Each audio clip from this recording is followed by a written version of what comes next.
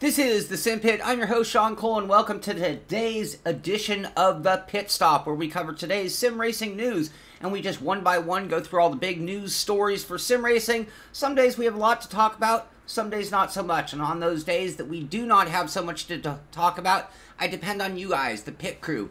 Tell me the stories you know about, tell me things you know about going on in sim racing that you think we should discuss, or we'll just open up to some basic open discussion. So I'm going to get right into today's news. Thank you for joining us for today's show. Today is a light day. You'd expect that. We're going to see the pattern of sim racing as we do in more and more of these shows. But Thursday is usually a pretty light day, generally speaking. So let's go ahead and take a look at what's out there. Starting off with Forza, we've been talking about Forza 7 a lot lately, and we're going to talk about them a lot more coming up. Yesterday they did their live session. I don't know if any of you had a chance to check it out. I unfortunately couldn't. I had an appointment, had to leave right after yesterday's stream and couldn't.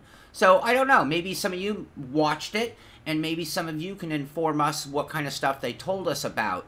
Today they have another thing. Actually, this is going on tomorrow. I'm sorry, that's tomorrow. No, I'm sorry, the 30th, 2 days from now. They're going to be doing an Xbox Live session with Tanner Faust and Joseph Newgarden. So if you want to see more, you want to see a couple of their, let's face it, a couple of their paid drivers who are going to come in and drive it and give you some opinions and things like that. So it could be interesting. If you're into the Forza franchise, I'm sure it's going to be worth watching. So that'll be on Saturday at 1 o'clock PM PDT. And that's something that will be worth seeing, and I might tune in for that just to get some information. Hello, Oklahoma. Hello, Quebec. Hello, Dubai. And thank you, everybody, for joining the stream. And if I missed you and didn't say hello, I do mean it, because I really appreciate you being here. These live shows wouldn't be the same if I just got on here. And in fact, about a year ago, I was doing some, I call them the Apple News, when I had a white background and I was just giving you one topic, and it was so dry and boring, and to be honest with you, I didn't like doing it, and that's why I stopped. This, I love doing. This is what it's all about. This is being a sim racer. This is having this be your #1 hobby and tuning in for the news. So anyway, that's it for Forza, other than I did receive a copy. I have not downloaded it yet, but I'm going to. And I think as soon as I can download it, get everything set up, I didn't even double check if I got the Xbox or the PC version. Don't know just yet. But whichever it is, I'm going to get it set up, and we're going to do a live stream today, just like we did with Project Cars the other day, where it's going to be, check it out as I see it as a reviewer. I'm not just jumping in, playing, and showing you career mode in the first hours. I've seen and done videos like that. The first hour of Forza, and it's like, I want you to see how I look at it, and it takes longer than what you do in the first hour just as a gamer, because we are critically looking at certain aspects of the game. So that's something we will do later today, hopefully. Cross my fingers all goes well on that. Hello, Spain. Hello, Oregon, Netherlands. Hello, Tom. And Wyoming. A lot of people in the house. Hello, Colorado. We're going to have to update that map once again. I'm going to have to write down, I know Dubai and Oregon and Colorado are all new ones. Dubai, forgive me for taking notes, but and Colorado. Anyway, again, thank you very much for joining the streams. Is that a Lancia, someone asked? Is that a BMW? I cannot tell. Anybody a supercar knowledgeable person? It almost looks like that one Beamer, but it's not. There is a badge there that I'm not familiar with, so maybe you guys can see it. I can't. I can try to cheat and zoom in, but then I'd screw up my whole broadcast here. Thank you, Yamil. Then we will be doing it on the PC, because that's my preferred method for sure. Hello, Iowa. Lancia. Okay, it's a badass looking car, I'll tell you that. I would like to drive that. Moving on. We'll move on. We're going to come back to Forza plenty today, so that's all I really had to show, was that they, on Saturday, have that session going on with Joseph Newgarden and Tanner Faust, so that'll be very, very cool. Hello, Brazil. Moving on, Codemasters. I brought this up because there is a video that I think might, they're titling it, here's Valery Bottas's time around Sepang International Circuit. Can you beat it with no assists on F1 2017? So, I like personal challenges. I like knowing where I stand against the real pros. And, you know, I want to know, is he really a gamer? Can he really get it done? Or is he really a phenomenal sim racer even? And the only way I'm going to find out is by seeing if I can beat a 132.972. Do they tell us what car? I'm assuming he's in his own car, I would think. That would make total sense. So that's a cool story, and just something, if you're looking for a challenge, something to do, there's his time there written on the seat. But if you're looking for something to do, just to have some fun, challenge yourself, that's a good fun thing to go on to. Speaking of challenges, today is the beginning of World's Fastest Gamer Round 3 in the iRacing competition. So it's going to be at Monza. Again, you want to know where you stand in the world. Even if you can't qualify into the big event, you can see where your lap times fall compared to the guys who are going to be going on to the finals, you know, the top guys from this week's race. So that'll be a cool thing going on, and the race will be streamed live Sunday at 7 p.m. GMT. So that is something that I'll be watching if I have the time. Sunday I'm pretty free. I probably can watch that on the side while I watch some real racing. And yeah, I don't think it was a rally car. I think it was a street car.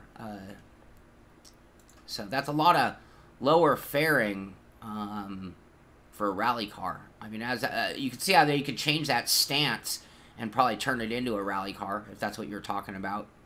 And AJ, someone asked me that just the other day. No, I haven't, but I'm about to. It's something in the background. I've been doing some crazy amount of wheel testing.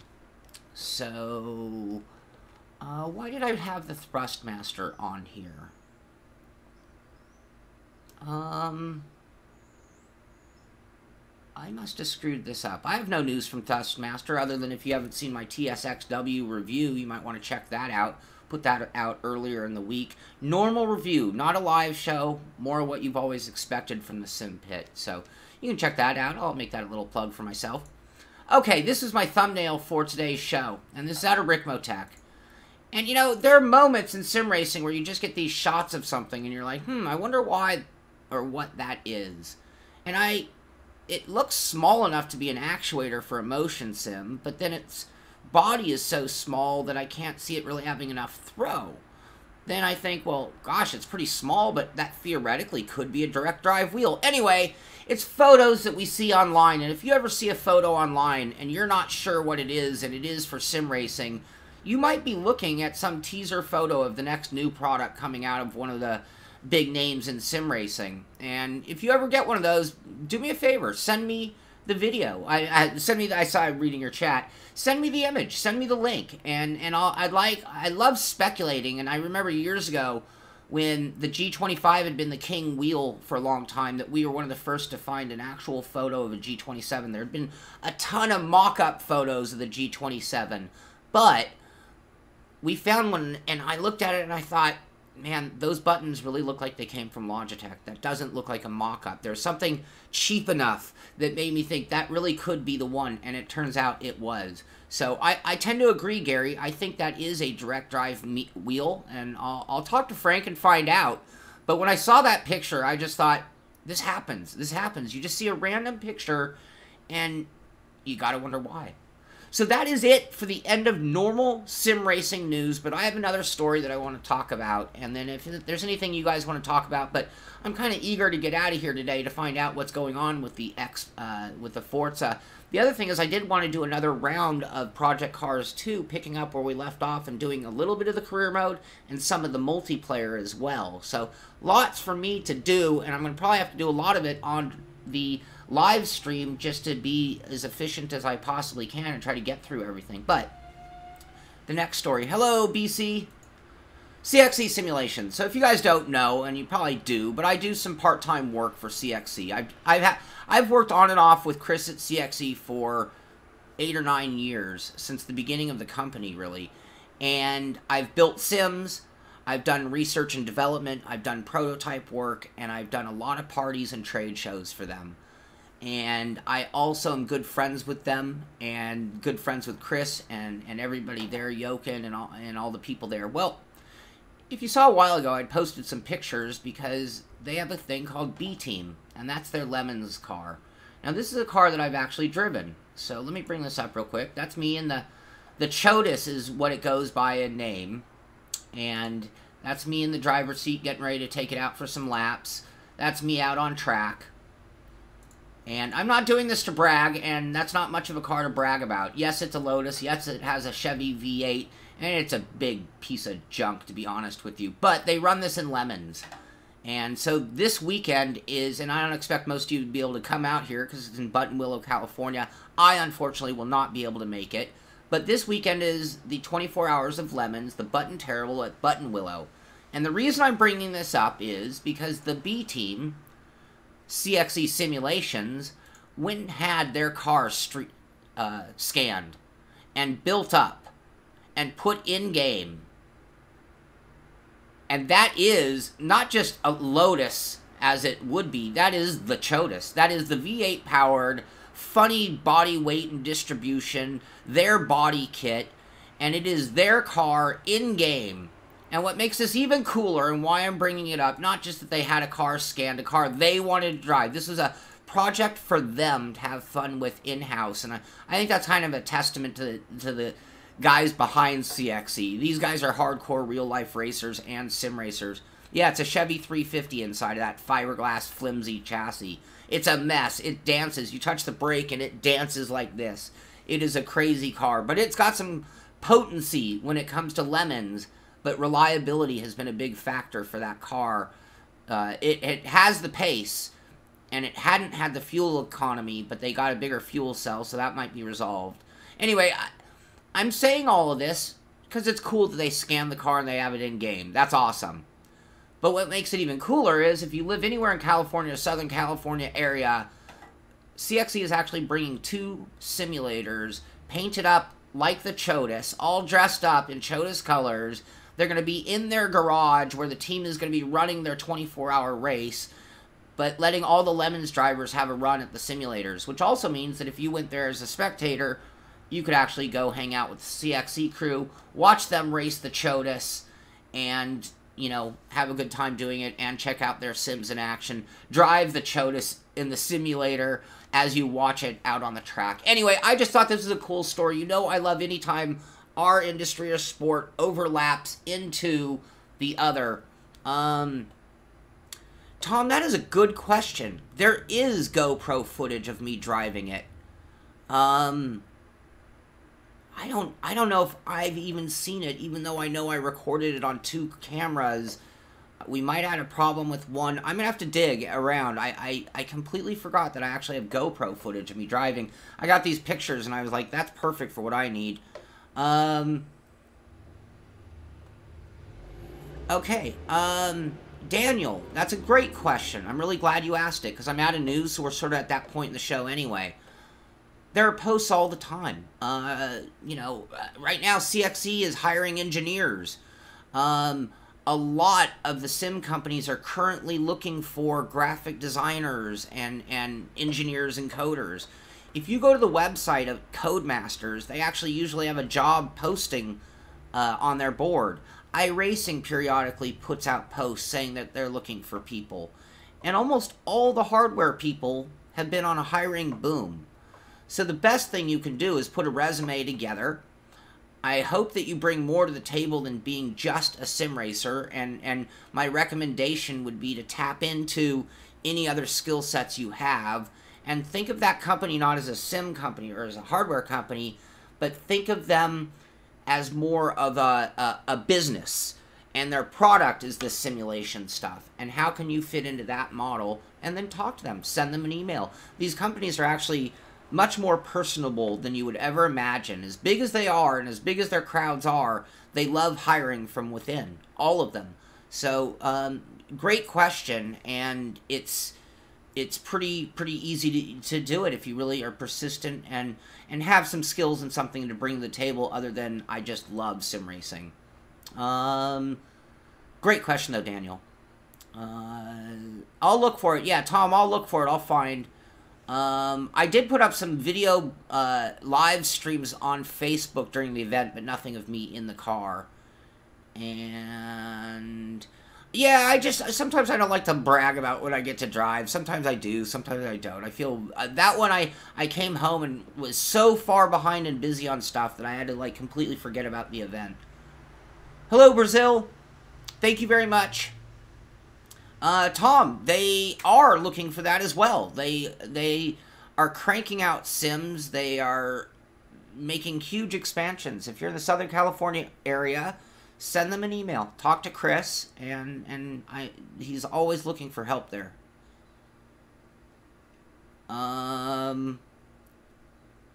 Tom, if you can put nuts and bolts together, you just might be able to, and then you might learn some skills in advance there. I'm not trying to turn this into a promotion for CXE, but, you know, the question was, how do you get a job in sim racing? And, you know, if you were to be in the Germany area, hey, I mean, it sounds bad, but I'm sure that Fanatic is looking for somebody to sweep floors.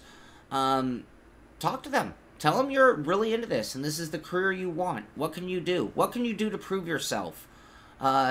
Grabbing the bull by the horns and taking the initiative is the best advice I can give to anybody about any career or any job. If you want something, then you have to do some soul searching, and you have to think to yourself, how am I going to make this happen? And those who really go out of their way and really show the drive and initiative are the people that people want to hire. So that's my best advice, and it doesn't matter what we're talking about here. Yeah, Chris is a great guy. Very down to earth, very easy to talk to. Go to Buttonwillow. I mean, if you're literally close enough to work there, then I would go to Buttonwillow this weekend and introduce yourself to Chris. And tell him that Sean said, I hear you're looking for good people. I don't know how far that'll get you. And Mad, I've seen 3 or 4 different companies start out making bike controllers, and I've never seen one come to a market. I've held one in my hands. I've talked to various different groups making them. I've yet to see one make it to market. But they were all 5 years ago, and it was a lot harder to launch a hardware company 5 years ago than it is today. Brandon, if you're looking for a job, contact Chris. Contact various different sim companies if you want to. I will say that the sim racing industry is not the highest paying industry when you get to a certain technical level. I mean, I think that's one of the reasons why a lot of the simulation companies, you know, Codemasters, iRacing, etc., have a hard time finding people, because if you have those skills, it's a very competitive market for people in our world today with those kind of skill sets. Leo, I don't know official date. We've heard speculative dates, but I'm not going to hold them to it. It's still in the early phases. You know, we've seen a functional prototypes at Sim Expo. Those were not final. I think that the variety of Fanatic products to go along with that direct drive wheel gives it a huge advantage over all of the others. I run sometimes a Leo Bodner wheel, and I for a long time just had an adapter and a wheel with no buttons, no shifters on it, and it was very expensive to find options to upgrade that scenario. Now, of course, if you bought a Leo Bodner base, money's probably not necessarily an issue for you. I thought that TGT was going to be a little bit less than that. I thought it was 900.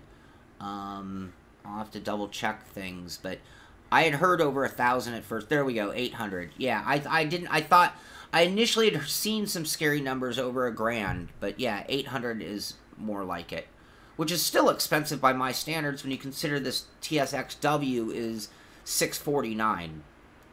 So that means that wheel and the pedals have to be $150 better, essentially.